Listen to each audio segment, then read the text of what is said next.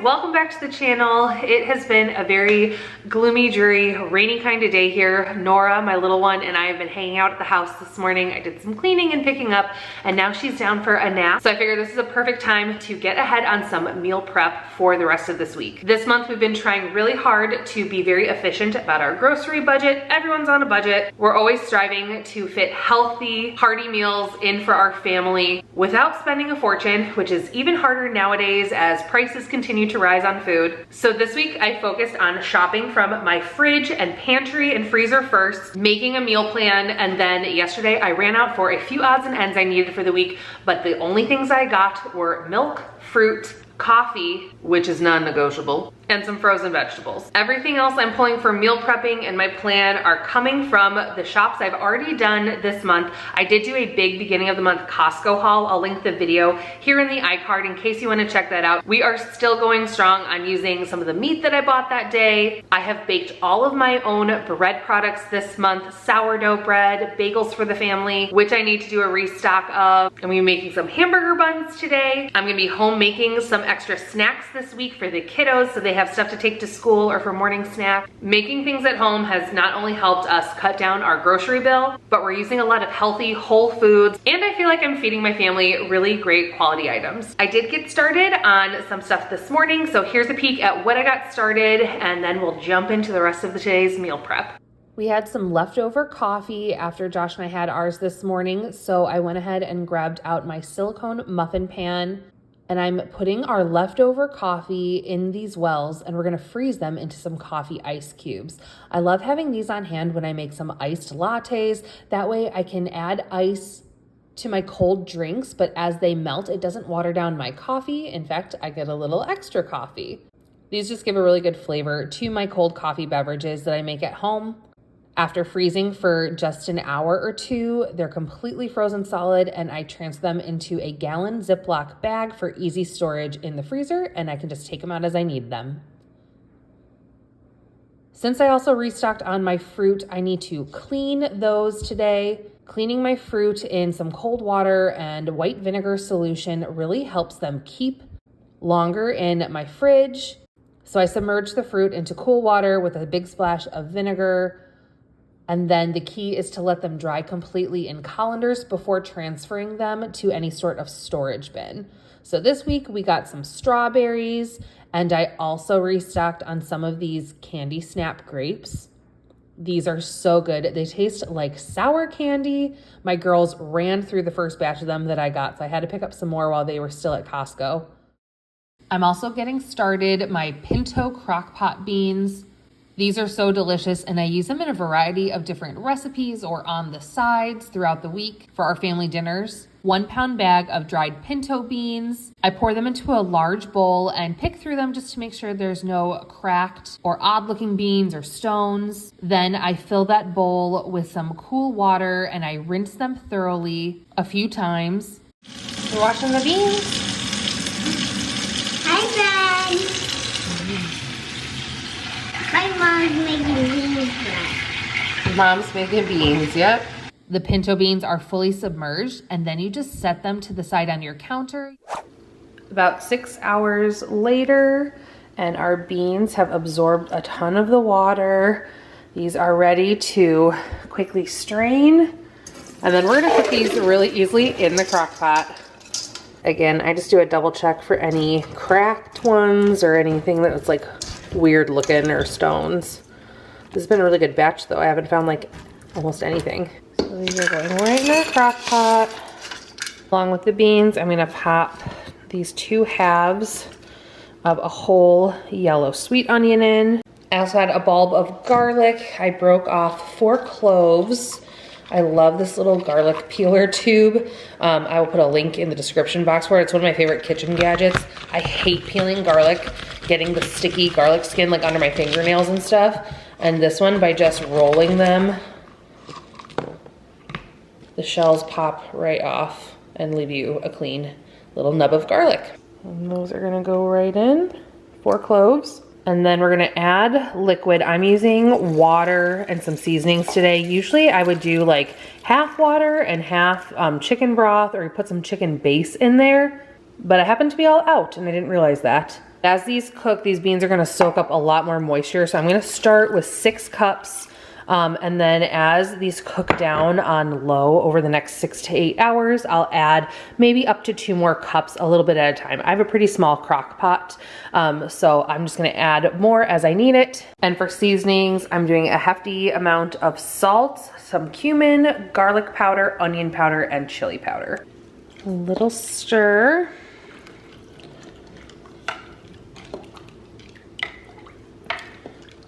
Tuck those guys in.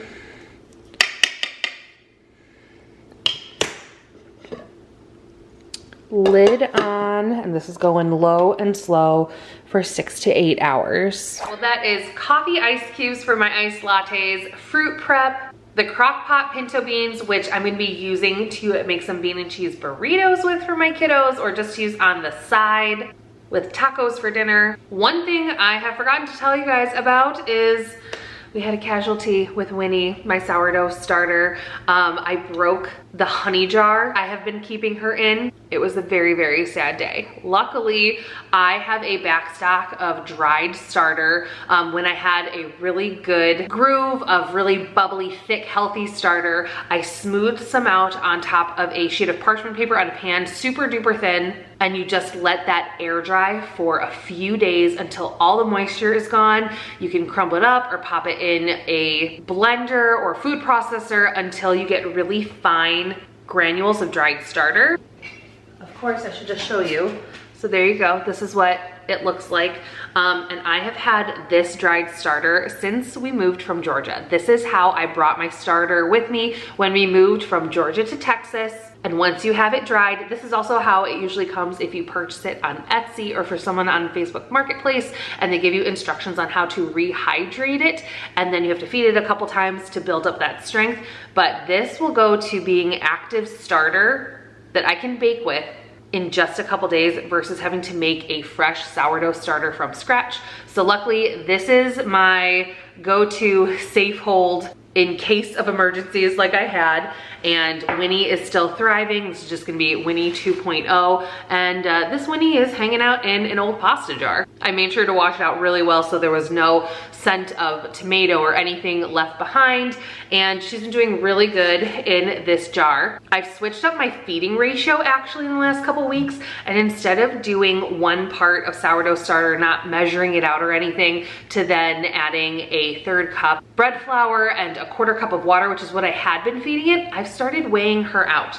So I use however much starter I'm starting with, and I do a 1 to 5 to 5 ratio. So 1 part of sourdough starter, usually if I'm making a bigger batch of something, it's like 20 grams, to 5 parts flour and water. So I did 20 grams of starter to 100 grams of bread flour and 100 grams of water. It makes for a very thick consistency starter, and it takes longer to rise, but because it's cooler in my kitchen being over the winter, my starter's been really sluggish and slow, and I've been having a difficult time kind of timing out when to bake with it to get the best rise. So by doing the 1 to 5 to 5 ratio and measuring it out in grams, I've been able to feed it at night, and it is puffy and ready and hasn't fallen yet by the next morning. So I've been doing that. I did that last night, and this morning I forgot to film it because I didn't realize I was going to jump into a whole meal prep day today. But I went ahead and mixed together some of my sourdough bagel dough.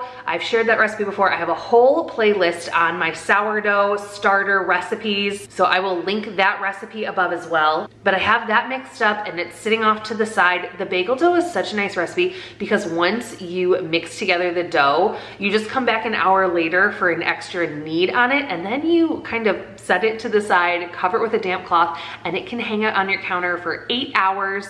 And then by this evening, I'll be able to make some fresh bagels and we'll have them ready to go for the morning. So anyway, that's my sad story. It turned happy. I have still more backup, although I probably will start drying some more soon just to make sure I don't deplete my stash. She is thriving, Winnie 2.0 here in our jar. We have bagels coming to be made in just a little bit.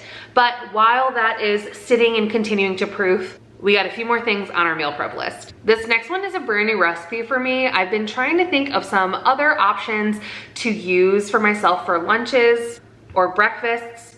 I have been doing the same egg bites for like the last 7 weeks after switching to a Whole Foods 80-20 animal-based diet. The egg bites have been my go-to, but I'm ready to mix it up a bit. And I was trying to figure out something that was still gonna be a higher protein item I could use for a quick breakfast in the morning, but something that's not eggs. So this recipe that I found, it was trending on TikTok for a while. They are cottage cheese wraps. They do have eggs in them, but it's mostly just to help the cottage cheese bind itself into a wrap or flatbread. All right, I'm going on kind of a leap of faith here, and I'm gonna go ahead and double the recipe to begin with so I can get 4 wraps out of this, because I don't have to go back and make more later for meal prep. So anyway, it's a leap of faith though, because who wants to waste eggs on a bad recipe in this economy? But we're going for it. It is 1 cup of cottage cheese to 2 eggs. That makes a single batch, so that would make 2 wraps. I'm doubling that, so we're gonna do 2 cups of cottage cheese and 4 eggs in our blender. I'm gonna add a little bit of salt and garlic powder to season it with. I wanna keep the taste pretty neutral though, so I can switch up what I put inside the wraps. I am cracking my eggs into a bowl first because I don't wanna have to dig out eggshells from my blender, and I don't trust myself not to get any in. Hopefully this doesn't wake Nora up from nap. So this is a parchment lined sheet pan. I'm gonna start in the middle, pour this out, and I'm just gonna pour half the mixture out at a time because we need to be able to make these fairly thin so they're that true flatbread wrap consistency. I'm gonna smooth it so it's a nice big rectangle. It's so nice to have something that's like a wrap or a sandwich or something that's like just a little bit more simple grab and go than a hot cooked meal for lunch every day. I've been missing just like sandwiches and wraps and things like that. Well, I'm already messing up. I forgot to spray the parchment paper with some avocado oil or nonstick cooking spray so it lifts up. So I'm gonna try and save this. It hasn't gone in the oven yet. I'm gonna scrape it back into the body of my blender and re-pour. Spray your parchment. And now pour it on. Re-spread it out in your large rectangle. All right, hopefully that will work. All right, I got the 2 batches reportioned out, and I am putting these in the oven at 350 degrees. And they're gonna need to bake anywhere from 30 to 40 minutes. So we're just gonna keep an eye on them and bake them until they are set and just slightly brown on the edges. They kind of formed their own organic shape, even though I had them starting as rectangles, but that's okay. We can still cut them in half, they'll look good. This looks about what they looked like online on the picture. So I'm hoping that means I did it right. So everything I saw said to let them go ahead and cool completely, and then hopefully because we went back and sprayed the parchment underneath, they should just lift up. Oh, I think it's gonna work. Okay, I'm gonna let them cool. I was pleasantly surprised how easy and how good this recipe came out. Sometimes you have to take a gamble with a new recipe. They were thin and flexible. I sliced them each in half to make 4 wraps total. They had a very mild flavor. They weren't super eggy. They kind of gave me the flavor of crepes or a popover. They would be great for savory or even sweet wrap options, like some breakfast crepes. I tried these out the next day for my lunch by making a little twist on a BLT. I did bacon, avocado, and Swiss cheese wrapped up in these wraps. Such a delicious, low carb, higher protein option for a sandwich or a wrap. She always knows. Nora woke up. I swear she always knows when I'm about to start baking. She woke up from her nap and she heard that I was in the kitchen. She's like, "What you doing, Mommy?" And I was like, "I'm making some meal prep. I was about to bake some muffins." And did you want to help?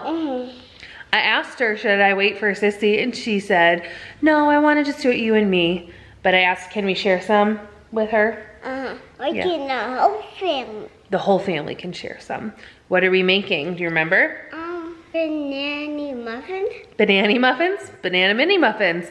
These ones, I found a recipe for zucchini banana mini muffins. So we can sneak some good nutrients and stuff in those, and they'll be a great snack. All right, little chef, let's get to baking. We better do this quick. Okay. Lila's gonna be getting home from school soon.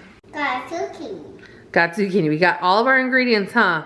We got bananas and zucchini and eggs and all the other stuff. I will put the full recipe below. I started off by finding a recipe for banana zucchini muffins. It's from the blog I Am Baker. I'll link the original one below, but I'm gonna kind of swap some stuff out. I know I can't leave a recipe alone. You guys know me, I can't. I always end up doing my own thing to it.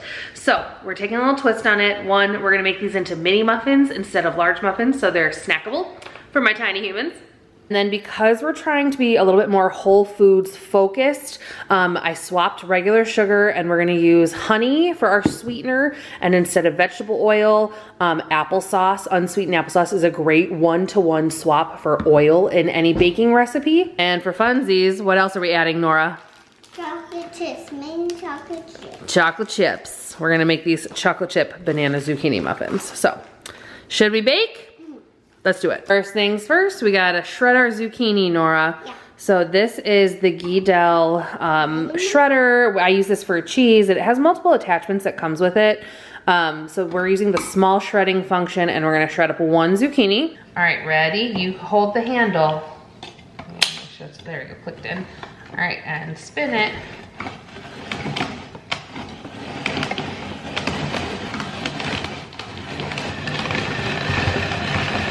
Crank, crank, crank.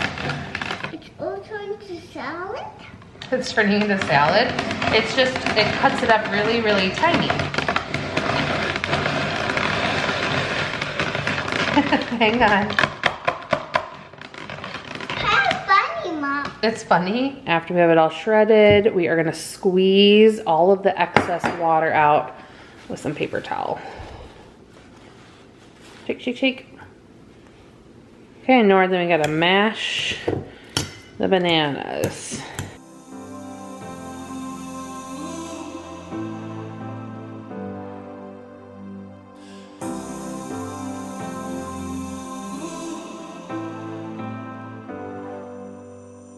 I've seen those faces, I've heard all the lies, but you ain't gazing on someone in denial. 'Cause you want dollar bills right now, but you gotta work real hard. I know you want it to be easy, so let your guard down. And I said, see it in your mind, trust that, have what it takes inside, 'cause you can make it too. If not says who, yeah, you can There you go. Whisk, whisk. if not says who, you can make it. You had great patience, but something knocked you out.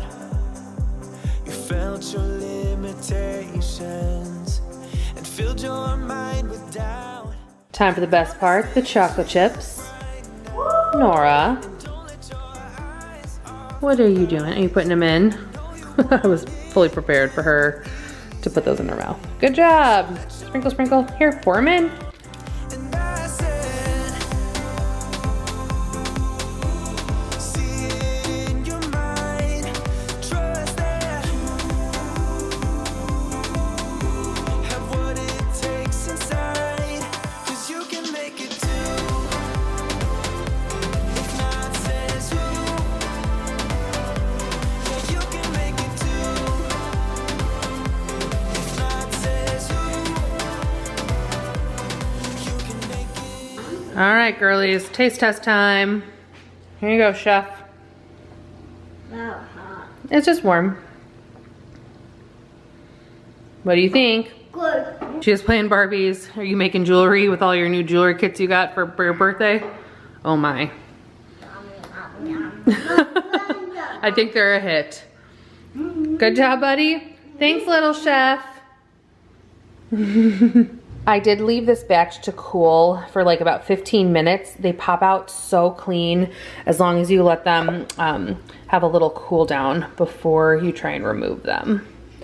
I love using the silicone muffin pan. It makes it so much easier, and cleanup is so much easier, especially when you're making big batches like this with meal prep. All right, it's a little bit later. Lila's home from school. The girls are doing crafts at the table. I'm still pumping out rounds of these mini muffins. This batter made a ton of them. We'll probably get at least 3 batches of 24 mini muffins. So I will definitely let them cool fully and then probably stock some in our freezer that we can get out next week. Pinto beans are still cooking down. They got a couple more hours yet to go. So I think for dinner tonight, we're gonna be doing burgers, but I need to make some hamburger buns. So I think that's the last big thing I have to meal prep, except for finishing off the bagels later tonight. So we're getting there, almost done. Let's make some hamburger buns. This is another brand new recipe I am trying out today. We're just trying all the new things today, trying to mix some stuff up. I've never made hamburger buns at home before, but since I don't have a lot of prep time for this, I am using a yeasted burger bun recipe as opposed to sourdough. It's really nice to have some yeasted bread options because they're so quick to put together. From start to finish, these burger buns only took just over an hour, and it made 8 large buns. You could break these up into more for smaller buns. They were so light and fluffy, even though the dough was a little bit hard to work with. I will post the full recipe for this that I found from another creator in the description box below. This is a super sticky dough. I had to lay down a lot of flour on my counter and knead it by hand a little bit to get it to kind of come together. I'm just working with a lot of extra flour, but this is my dough in a ball. I'm gonna cut it into 8 equal pieces. Do the push and pull technique that I do when I'm making my sourdough, where you push the ball away from you and pull it back towards you in a round motion. That's gonna create some tension in the dough. Set them aside and let them do a counterproof, and then they go right in the oven to bake. After rising for about 30 minutes, I popped them in the oven at 425 degrees Fahrenheit, and they baked for 8 minutes. And they look pretty good. They look pretty good. I will say that dough was kind of a sticky mess to work with. I'm used to working with sourdough, so I don't know if that makes a difference, and I may still try and find another sourdough recipe. I just didn't have a lot of time today and I wanted to get them done, so I just did a yeasted recipe. That being said, everything today took longer than I wanted it to always. We had originally planned to do burgers for dinner tonight, but it's also been raining outside and I didn't want to cook burgers inside. We wanted to do them on the grill outside because I don't want the mess all over the kitchen. So we're gonna hold off and do burgers tomorrow night, but the buns do look good and I'm sure we will enjoy some burgers on them tomorrow night. Luckily, I had a backup for dinner tonight. Our pinto beans were just about finished. They had cooked low and slow all afternoon. They were nice and soft, but not falling apart yet. Perfect for making some bean and cheese burritos, which is what we had for dinner that night. All right, guys, it's a while later. The bagel dough is officially ready. We're gonna get started getting those made up, and then we can have some fresh bagels in the morning for the family for breakfast. The dough's been sitting, working together all afternoon, so we're going to divide it out into equal portions, shape them.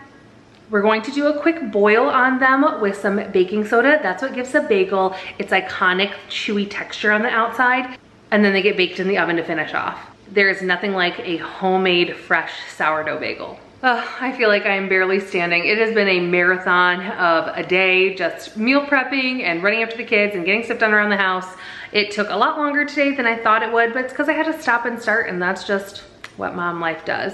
It's very hard for me to actually do like a 1 or 2 hour power hour meal prep kind of a thing, unless it's on the weekend and Josh takes the children physically out of the house.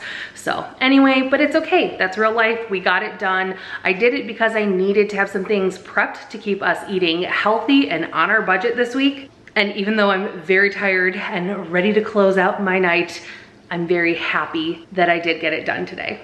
A little more of a push. I'm almost done with dishes. I have a few things left to go, and then the kitchen is closed for the evening. I'm also very happy with the fact that since I have some meal prep done, I'll have a lot less dishes to do throughout the week this week. Hey, thanks so much for joining me on today's meal prep video. Please hit that like button if you enjoyed today's video and want to keep seeing more healthy, whole food meal prep ideas for the family. Subscribe if you haven't yet, and I'll see you in the next one. Bye.